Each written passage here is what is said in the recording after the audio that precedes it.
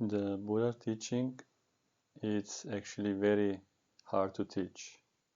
It's hard even to start this talk, and it's very hard to teach the beginners who came across to the Buddha's teaching for the first time. So, for example, today I had a visitor, and was quite new in practice, and it's always a challenge to kind of describe what the Buddha was teaching, or just to talk a more practical level, how to meditate and how to do certain things, the right things, because we can't just usually people come across Buddha teaching and think it's just about meditation, and they want to learn from you a certain technique, and just they want to that we tell them, just do this, do that, and that will be enough. But the practice or meditation can't really start properly if we don't really know the context of the teaching or why we're actually practicing. So when we hear teaching, we hear the words. And even when we hear the truth, the Buddha's words, we actually don't really hear the truth. We only hear ourselves. We hear how we imagine the truth, how we assume the truth. But that will be not the truth, that will be an assumption, that will be imagination. So no matter how much we read, how much we hear, when we hear these things, it's just on the level of information, some kind of accumulation of stuff which we try to hold in our memory, and we try to analyze as we will analyze anything else in the world. So we always kind of hear the content of information, but not really understanding the context. But the Buddha's teaching is all about the context. It's all about the nature of the things. But we only hear the things and we analyze the things, not really understanding the nature. Because the nature we can't put into the words. So just communicating the Dhamma, it's already distorted. So Buddha cannot enlighten us. He can't just tell us that's the truth and then that will be enough. So it's not a belief system. We can't just take on trust that this is what other philosophies or religions do, or even science. They tell us how things are and we take on faith and we proclaim as the truth, we define it, we argue about it, but we don't really we don't know for ourselves. So communicating Dhamma, it's one of the greatest challenges, the greatest difficulty. We try to talk the truth, straight to the point, but people usually just kind of look and confused. It's too deep. Okay, then we try to do in simple terms, simple as possible, but that distorts the truth. So having a balance between actually talking the truth about the Buddha's teaching, but still in the way that somebody can kind of get some understanding, some kind of information that can hold or grasp, reasonably kind of connects things as much as he can, and that he can then apply in his own practice. So the teachings are just information for you to hold. That's not really what the Buddha tried to tell you, but a teaching which is like inviting to investigate, that's a proper teaching.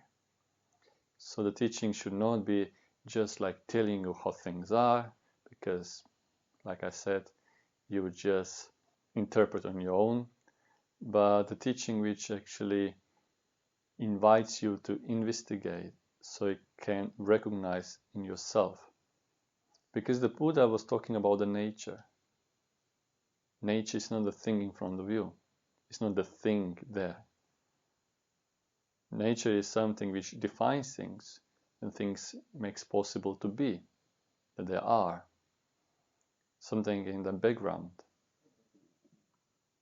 So, for example, if we were so much lost or absorbed into the, let's say, a thing that we see.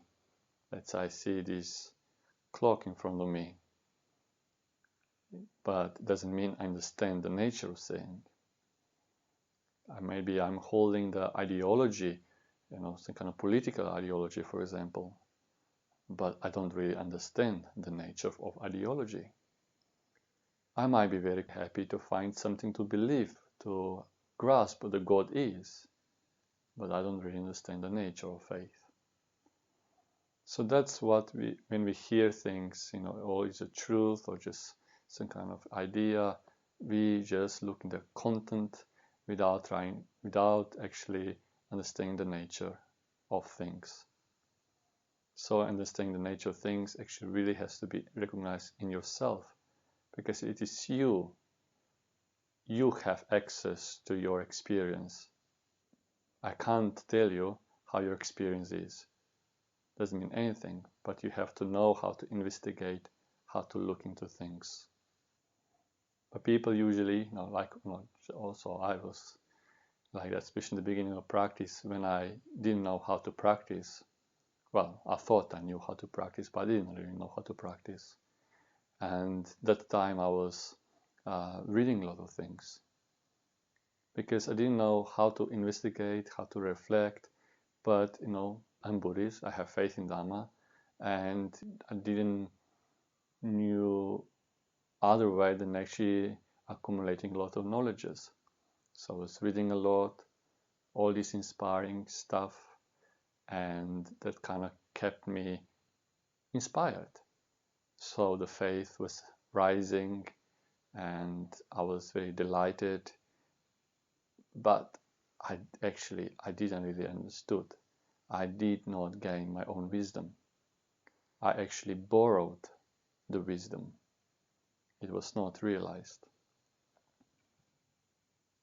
It took me years to learn how to contemplate, which means, not just being fixated into things in the world and try to interpret or feel passion or resentment towards it, but how to start recognizing, how to recognizing the nature, which means reflecting together with mindfulness, reflecting together with attention, properly directed attention, how to recognize the context while there's a content, how to recognize the actual, and actually the actual can be there within the peripheral.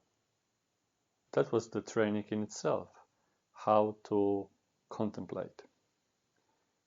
If we give an example, if I ask you to contemplate the wagon, there's a wagon, there's a train, there are many wagons, and you would take it very in fixated way. You will fixate on that one particular wagon, and you will hold on it. And then the train moves, and try to hold on in this wagon. You're holding on the window, and the train goes very fast, and you're holding. You're afraid to lose it. And then, this is how it goes when we practice concentration. We are fixated, and we are afraid, I'm going to lose it. I have to hold on it. I'm losing, it's moving, it's going too fast. I lost it. And then contemplation stops. But actually, contemplating the wagon doesn't mean you have to be fixated in one particular wagon and hold on it. Actually means you step back. You don't hold on the wagon. You see the wagon, there are many wagons, there's a train, and you start moving, passing by you. I understand, oh, that's the wagon. What makes wagon to be a wagon? Oh, a shape. It moves, there must be train. We can't talk about the wagon if there's not a train. the functionality, what is vegan for, so we recognize.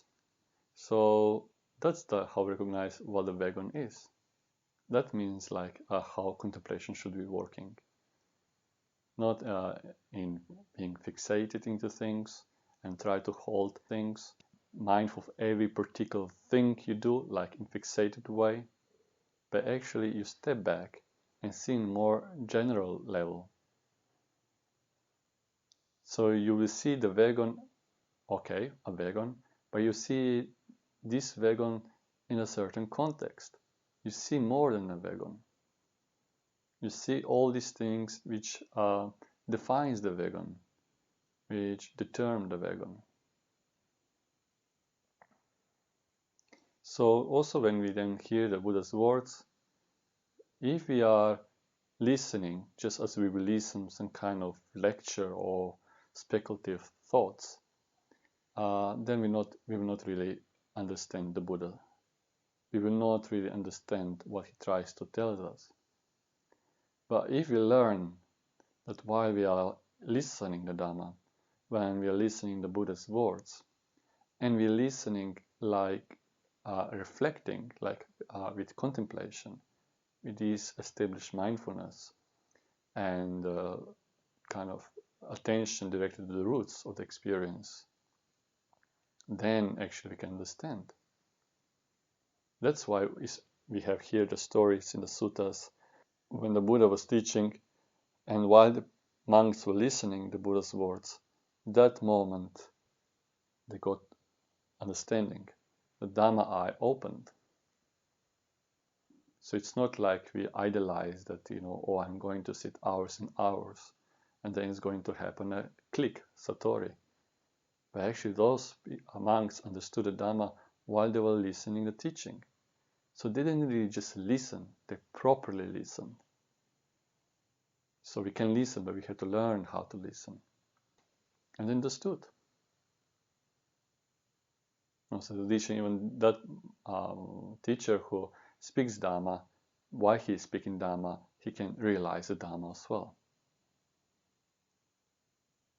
So we have to learn that it's about proper attention, properly reflecting on things. That's the main factor of Buddha's teaching. Of course, also sitting meditation is very important and essential, but we cannot mix up the priorities. That actually mindfulness and reflecting and recognizing those things the Buddha was teaching is essential. And then actually, when we sit on the cushion and meditate, we can do it more properly. We don't just practice to quieting the mind and just being some kind of vacuum, but actually that, we kind of have a more sharp mind. We see the wider perspective. And then we start seeing the fruits of the practice. We don't have to hold any more information and borrow the teaching. Sometimes we hear things and be delighted in it, and then we try to preach others what we heard, and we try to memorize the teaching so our teaching can be more profound when we say to other people. But actually, when you're able to reflect a Dhamma on your own, then actually it's really like Ajahn Chah would say very often, we don't read books, we read our heart. Actually, all the teaching is just coming from the same place. It's not like a collection of text or information, and you try to hold in your memory and try to give a lecture about it, or making some notes or something, or something similar.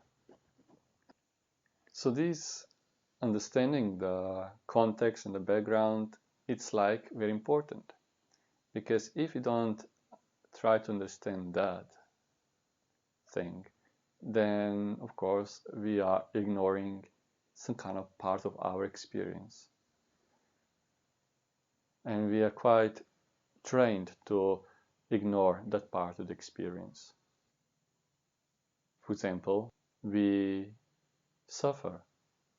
But we kind of, when we suffer, there's some pleasant feeling, we kind of project somewhere there, as we are used to.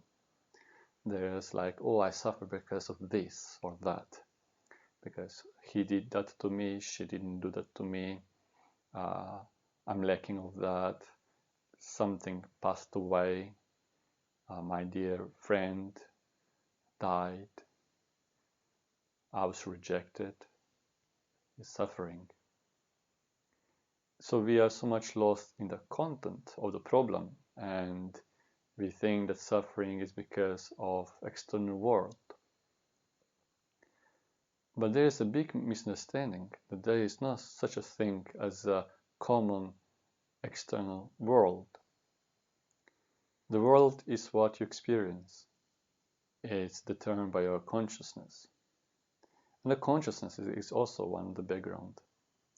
We're ignoring that very important point. The how you see things, it's your responsibility. Also, the background will be like you don't suffer because of things there in the world, because of him or her or it, but because you do not want to experience unpleasant feeling and you're running away from it. Because we identify ourselves with pleasant feeling, we will do everything to have pleasant feeling. And if there is unpleasant feeling, we reject it. It's not welcomed. We always run away from it, over and over again. Even when we try to practice meditation, if meditation doesn't bring peaceful and pleasant results, we always blame our meditation technique or our ability to meditate. Because we think that all that happens because we have still this attitude to run away from unpleasant feeling and looking for the pleasant one. But if you know how to reflect, if you know how to step back and start realizing and being very transparent to yourself and realizing, oh, I'm just acting upon that unpleasant feeling. And that unpleasant feeling is not yours. It came without your interference. And we also see this without your interference. It has its own nature. But because we identify ourselves with a feeling, then, of course, we always want to identify with a pleasant one, not an unpleasant one. But which kind of identity is that one? Identity that we choose and hold on. So identifying with the pleasant feeling is actually nothing, because pleasant feeling would not exist without unpleasant feeling. Pleasant feeling exists because of the unpleasant one. Pleasant feeling is defined by unpleasant one. If you identify yourself with a pleasant feeling, so this pleasant feeling is defined by something else which you don't regard as yours. So which kind of identity is that then? Also, this pleasant and unpleasant feeling, they have their own nature of arising and ceasing. You don't get pleasant feeling because of your power or wish. It came on its own, but did you take the ownership of it? You stole it. And also, when an unpleasant feeling arises, even if you don't want to have it, you will have it. You cannot control it. So that's kind of how contemplation starts. And that requires effort. It requires seclusion. Seclusion, so we actually kind of step away from the worldly affairs and being lost in the content of things. Doing that, doing this. We have to have enough time to be alone. So when we are suffering in the quietness and the empty space, without distractions, and we start recognizing unpleasantness of the experience. You were experiencing unpleasantness even before, but you were too busy running away. When there's a pleasant feeling, immediately do something, say something, taste something, hearing something, looking at something. But when we are alone and we're meditating, alone, I mean also not looking for distractions, then actually, well, Yes, unpleasant feeling arises, and we look into it. We investigate about it. What's the nature of it? Why is it there? Why is the problem? So we don't see anymore the problem something out there because of this and that. I feel unpleasant feeling. But problem is because you took it as feeling as yours. Because of your holding, because of your assumptions, because of your ignorance, there is a problem. In short, because of holding, upadana. So that's why upadana, that's why that kind of usual way of wrong practice people do is like concentration or holding on the content of the thing. Like I said, holding the wagon. So that's holding. But if you want to let go, release, being free, then you cannot take that kind of practices which encourage you to hold on things and practices like concentration, when you fixating in things while ignoring other things. So samadhi is not concentration. Samadhi, in Slovenia we are fortunate to have a very nice word and suitable word for samadhi, which is branost. In English that will be collectedness, composure, will be more suitable translation for samadhi. That's kind of right samadhi, which does not ignore anything, but actually sees everything in the much wider perspective. So then everything, what we see, hear, taste, we see, oh, that's all structured. That thing exists because of consciousness, because of perception, because of sankhara, determinations, because of the feeling, because of the four great elements. There's nothing outside of these five aggregates. So anger cannot be anger anymore, because problem with anger is because it's fixating into things. It analyzes. There's a thing, and you interpret it with your own conceiving, and then you make a problem out of it, analyze it, rejecting it. But when you see that thing is nothing in itself, it's just sankhara, then anger goes away. Anger didn't go away because of special technique or some metta kind of love technique or something similar, but just because you understand the nature. The same with lust, beautiful things and so on. Yes, doesn't mean you don't recognize the difference between beautiful and ugly, but it doesn't get affected. You see, it's just like, ice cream, beautiful ice cream. It's because ice exists because of the cold. It's enough cold that can exist. It'll be too hot, will be melted. So you see, oh, it's just that. Doesn't mean very much. So passion loses power. It doesn't touch you anymore. But that requires effort and diligence. So don't doubt. Don't doubt. Because doubt is exactly looking for information and try to analyze it. You're lost in the content. So while you're doubting, then rather than looking for information and running away from the doubt, look into doubt. There's a nature of doubt. And it's unpleasant. And then you investigate the nature of the feeling. Why is doubt unpleasant? So again, you see, you don't actually you don't give importance to the doubt and try to resolve it by reading the books or try to find some information just that you can find some relief and contentment or renewing the inspiration. But when there's a doubt, you don't get fooled by it. You go immediately straight back to contemplation. In that example, you contemplate the nature of doubt. Or choices which we have to do in our lives. Is this the right choice? How should I decide? What direction I should choose in my life? Shall I be this or that? Should I go there or there?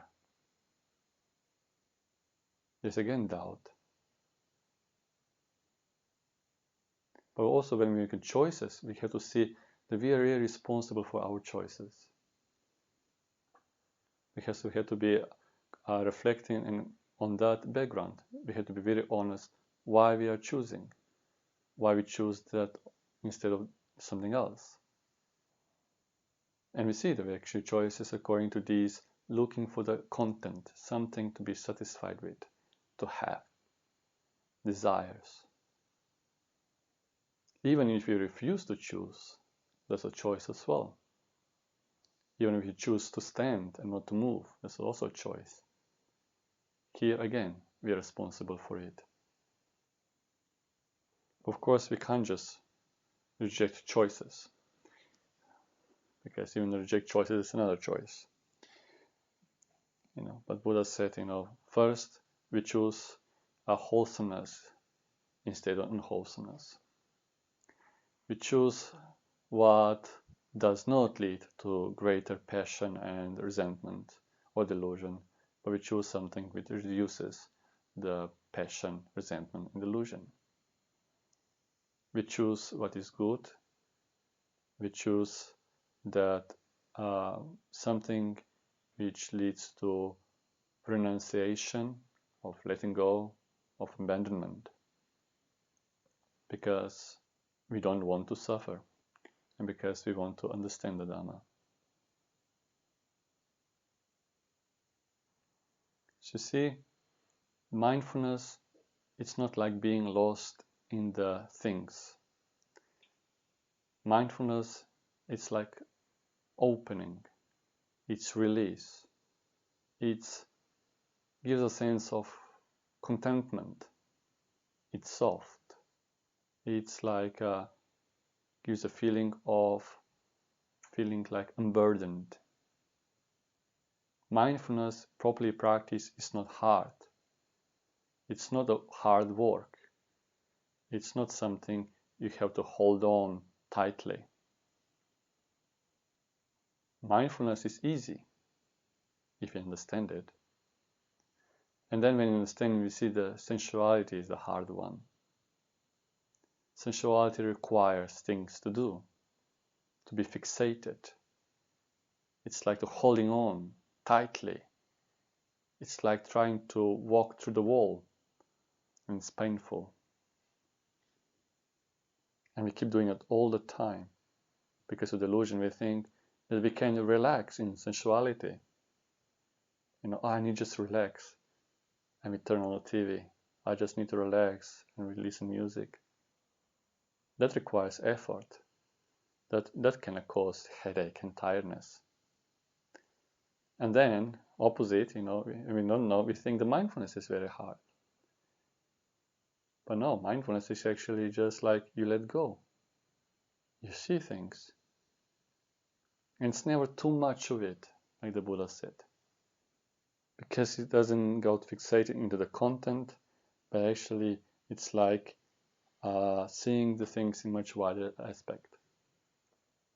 Proper translation, like probably you already heard before, proper translation for sati is not mindfulness, it's memory. When I ask you, try to remember what you were eating yesterday, and you start remembering what happened yesterday, you don't only remember what you were eating. First you remember where you've been, you see yourself in the place, who was cooking, which kind of, and then you can remember what you were eating. So first you see the whole background, all these peripheral things before you can see the actual information that you're looking for within that field. So when you're talking about sati, about the present, is exactly that. You see the thing, yes, I'm eating, but you see the whole wider aspect, all that field within that food is. And that's effortless. Or a different example how effortless it is. It's like another simile. If you try to take care of the goat, if you're so fixated into one goat, that's going to be very, very tiring. whole day you're looking at one particular goat, and I'm concentrating. I don't want to lose it. I want to lose it. And you're looking, it doesn't escape, and sooner or later you just get tired, and this goat escapes. But why don't you just put like a big fence, so you can, not too big, of course, but not big enough that's in this field of vision, and you don't have to look all the time. You just see. You might reflect other things, you might see other things, but the goat doesn't escape your attention. You are still careful of the goat, but not being directly fixated on it. So that's like mindfulness. You don't have to be, for example, when doing breathing meditation, you're not so fixated in the breathing, but you know the breathing is there. You allow it is there in the background. So when you're actually talking out, do other things, you can be actually also mindful of the breathing. It is there. It's not the main object. Of course, you're talking, you're doing the dishes, you're working, but actually you recognize that nature is still there in the background. We know that that's not invention that the Buddha came out with. We had this kind of carefulness already established. Sometimes I give example for mother doing the cooking. She's cooking, and then the kids around playing and jumping and so on. So mother has mindfulness. She's not just fixating the cooking, and just completely blocks out everything what is happening around her. No, but also she doesn't just stop cooking and dealing with the kids, because the food can be burned. But no, she can still cook. That's the main object, but she's still very careful and caring for what is happening in the background. It's not the main object, but it's still there. So that's mindfulness. But of course, in everyday life, we use mindfulness only when it's really needed. So only when there's a danger, but otherwise, when it's no need for mindfulness, we just like to kind of throw ourselves into the mud like a pig. Yeah. But we have to use this mindfulness, this kind of carefulness all the time, especially that time when it's not needed, when it's no danger. Because this is how then we start recognizing then the whole nature of the experience, the whole teaching. Let's say you recognize all things that the Buddha was teaching. Only then the suttas become more relevant, and only then we can really practice according to the Buddha's teaching or reflect on the Buddha's teaching. But if you don't have established that proper attitude, then those words are just informations. It's just the list, just the words. And people usually then start contemplating wrongly. They're speculating about things and analyzing and start creating all kinds of commentaries and abhidhamma and so on. First level for beginners, or for one who is still lost, still is difficult to grasp the nature of contemplation, they can follow the basic guideline from the Buddha. Yes, keeping the virtue is very clear. We're keeping 5 or 8 or more precepts, even if we don't know why. We are practicing restraint, even if we don't know why. We practice the sense restraint, even if we don't know why. We're also taking risks. We're going outside of our comfort zone to face the fear. Monks, we're doing tudongs. Sometimes it feels so unpleasant to walk 20 minutes. But when you're going for tudong for a whole week, then you realize, oh, actually this body is very flexible. I can actually hold much more than that. And I'm not tired. Maybe you walk for 10 days and you feel like, oh, what is possible to do? I just went for outside of comfort zone and I see huge potential what I can do with this body. And then we're doing other practices. So this is also what is like our first reason is encouraging to stepping out for the comfort zone. We learn things, we do things. It's not just oh, this is just like a working place, but actually that also can be taken as a practice. And then we learn, and we can learn how to be also independent, stronger, and that's also does not disturb the practice of mindfulness.